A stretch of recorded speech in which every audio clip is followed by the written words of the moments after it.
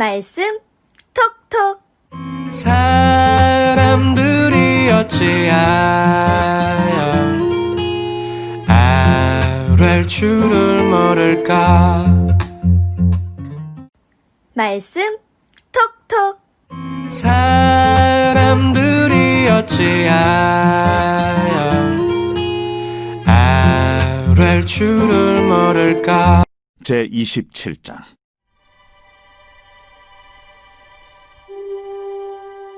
여호와께서 모세에게 말씀하여 이르시되, 이스라엘 자손에게 말하여 이르라.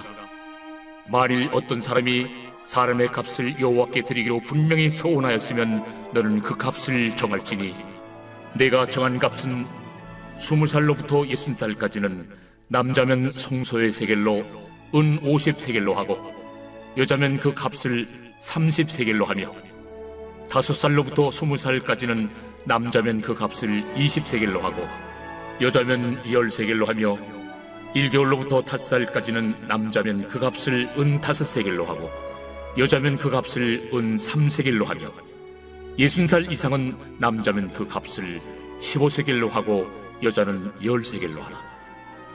그러나 서원자가 가난하여 내가 정한 값을 감당하지 못하겠으면 그를 제사장 앞으로 데리고 갈 것이요, 제사장은 그 값을 정하되 그 서원자의 형편대로 값을 정할지니라.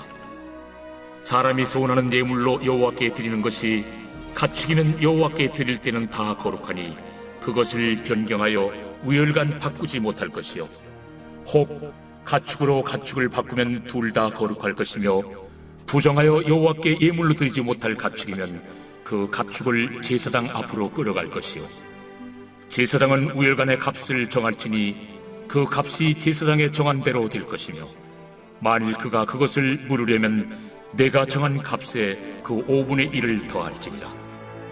만일 어떤 사람이 자기 집을 성별하여 여호와께 드리려 하면 제사장이 그 우열간의 값을 정할지니 그 값은 제사장이 정한 대로 될 것이며, 만일 그 사람이 자기 집을 물으려면 내가 값을 정한 돈에 그 5분의 1을 더할지니 그리하면 자기 소유가 되리라. 만일 어떤 사람이 자기 기업된 밭 얼마를 성별하여 여호와께 드리려 하면 마지기 수대로 내가 값을 정하되 보리 한 호멜지기에는 은 50세겔로 계산할지며, 만일 그가 그 밭을 희년부터 성별하여 드렸으면 그 값을 내가 정한 대로 할 것이요, 만일 그 밭을 희년 후에 성별하여 드렸으면 제사장이 다음 희년까지 남은 연수를 따라 그 값을 계산하고 정한 값에서 그 값에 상당하게 감할 것이며, 만일 밭을 성별하여 드린 자가 그것을 물으려면 내가 값을 정한 돈에 그 5분의 1을 더할지니 그리하면 그것이 자기 소유가 될 것이요, 만일 그가 그 밭을 무르지 아니하려거나 타인에게 팔았으면 다시는 무르지 못하고, 희년이 되어서 그 밭이 돌아오게 될 때에는 여호와께 바친 성물이 되어 영령이 드린 땅과 같이 제사장의 기업이 될 것이며, 만일 사람에게 샀고 자기 기업이 아닌 밭을 여호와께 성별하여 드렸으면 너는 값을 정하고 제사장은 그를 위하여 희년까지 계산하고, 그는 내가 값을 정한 돈을 그날에 여호와께 드려 성물로 삼을지며, 그가 판 밭은 희년에 그 판 사람 곧 그 땅의 원주인에게로 되돌아갈지니라. 또 내가 정한 모든 값은 성소의 세겔로 하되 20게라를 한 세겔로 할지니라. 오직 가축 중에 처음 난 것은 여호와께 드릴 첫 것이라. 소나 양은 여호와의 것이니 누구든지 그것으로는 성별하여 드리지 못할 것이며, 만일 부정한 짐승이면 내가 정한 값에 그 5분의 1을 더하여 물을 것이요, 만일 무르지 아니하려면 내가 정한 값대로 팔지니라. 어떤 사람이 자기 소유 중에서 오직 여호와께 온전히 바친 모든 것은 사람이든지 가축이든지 기업에 바치든지 팔지도 못하고 무르지도 못하나니, 바친 것은 다 여호와께 지극히 거룩함이며 온전히 바쳐진 그 사람은 다시 무르지 못하나니 반드시 죽일지니라. 그리고 그 땅의 10분의 1, 곧 그 땅의 곡식이나 나무의 열매는 그 10분의 1은 여호와의 것이니 여호와의 성물이라. 또 만일 어떤 사람이 그의 11조를 물으려면 그것에 5분의 1을 더할 것이요, 모든 소나 양의 11조는 목자의 지팡이 아래로 통과하는 것의 10번째의 것마다 여호와의 성물이 되리라. 그 우열을 가리거나 바꾸거나 하지 말라. 바꾸면 둘 다 거룩하리니 무르지 못하리라. 이것은 여호와께서 시내 산에서 이스라엘 자손을 위하여 모세에게 명령하신 계명이니라.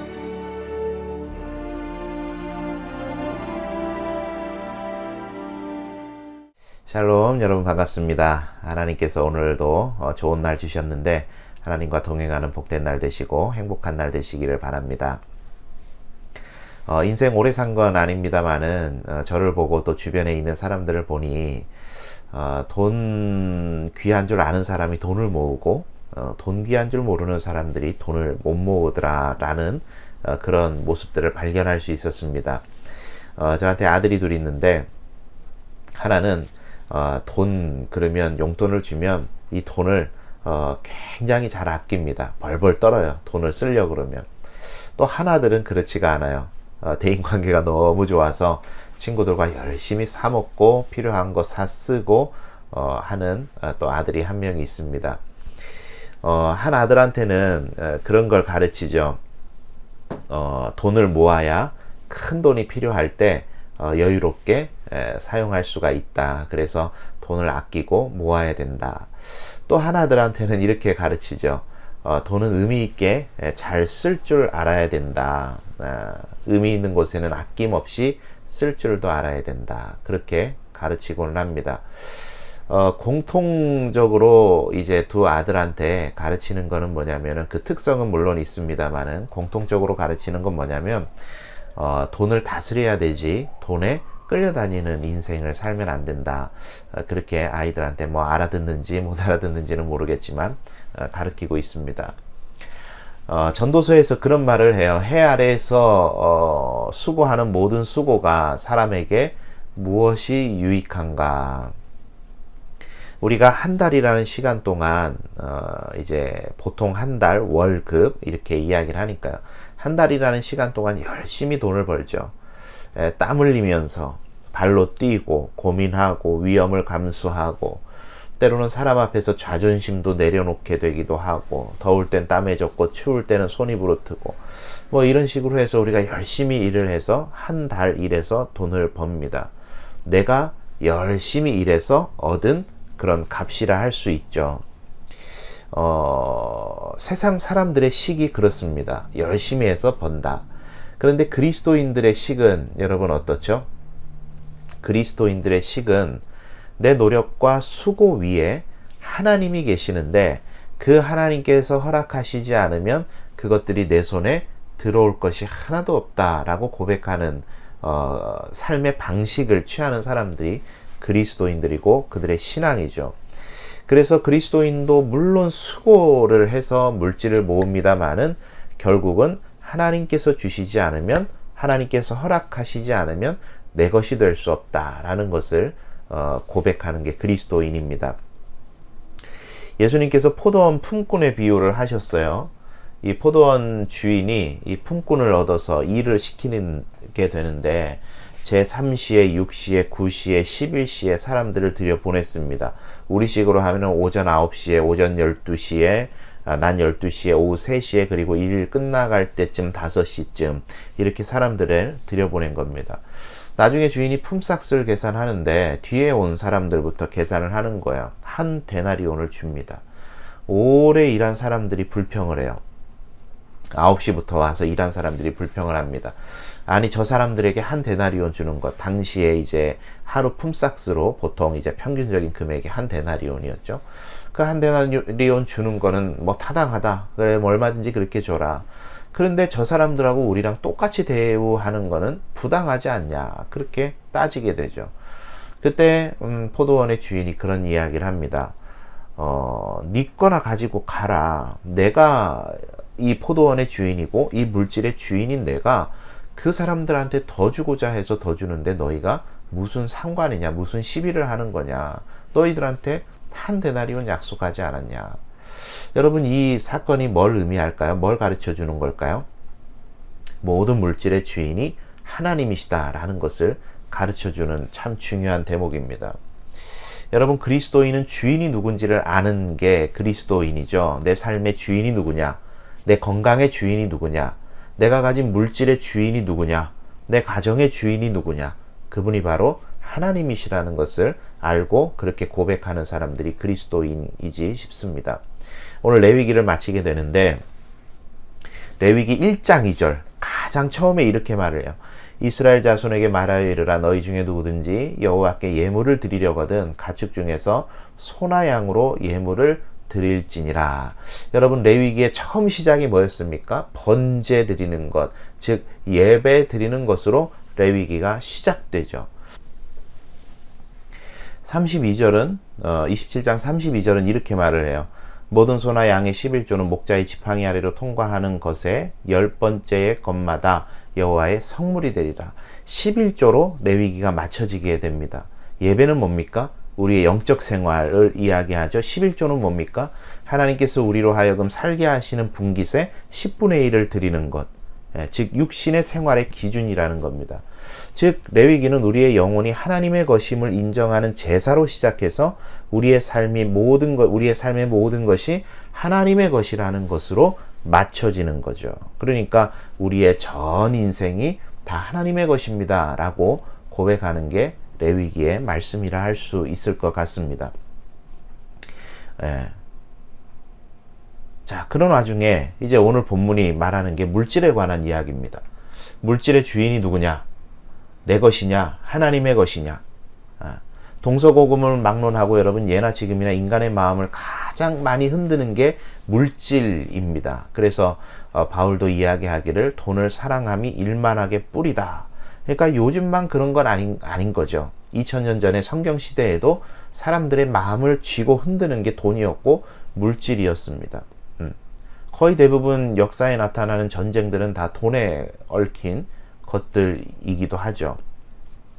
그러니 하나님께서 믿음을 점검하실 때 우리의 물질을 어떻게 사용하나 라는 것을 시험하시는 게 타당하죠. 그죠? 왜요? 중심에 물질이 있으니까, 사람들의 마음에. 그래서 여러분, 11조를 드려야 된다. 그걸로 하나님께서 물으시는 게 뭡니까? 얼마나 물질의 마음 빼앗기고 사는지, 얼마나 나에게 있는 모든 것이 하나님의 것인지를 인정하는지를 하나님께서는 11조를 통해서 보시겠다라고 말씀을 하셨던 겁니다. 설교 준비하면서 머릿속에 계속 맴도는 찬양 가사가 있었습니다. 요새 많이 불리는 요게벳의 노래라는 곡인데요. 너의 삶의 참 주인, 너의 참 부모이신 하나님 그 손에 너의 삶을 맡긴다. 예, 찬양으로 뒤편에 계속 이어서 보여드리도록 하겠습니다. 묻는 질문이 그것이죠. 너의 인생의 참 주인이 누구냐? 하나님이냐? 물질이냐? 묻고 있는 거예요. 우리 사랑하는 성도님들, 오늘 이제 레위기가 마쳐지고 내일부터는 또 민수기로 넘어가도록 하겠습니다. 오늘 하루도 여러분 살아가실 때 내 인생의 참 주인이 누구냐? 나는 물질을 다스리고 살고 있는지 아니면 물질에 이끌려 살고 있는지 여러분의 삶을 잘 돌아보시고 점검하셔서 하나님 사랑이라는 큰 가치관을 가지고 그 표대를 향해서 달려가시는 저와 여러분의 삶이 오늘 하루도 되었으면 좋겠습니다. 여러분, 오늘 하루도 주님께 부탁드립니다. 내일 또 뵙겠습니다.